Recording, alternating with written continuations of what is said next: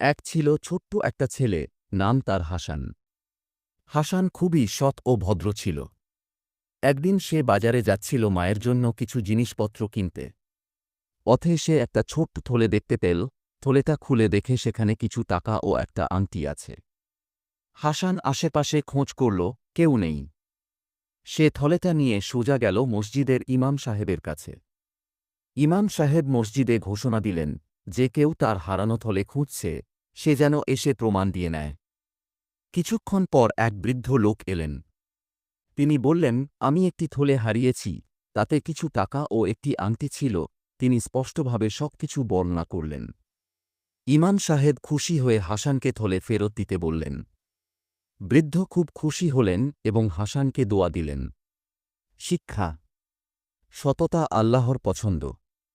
যারা সৎ থাকে আল্লাহ তাদের ভালোবাসেন।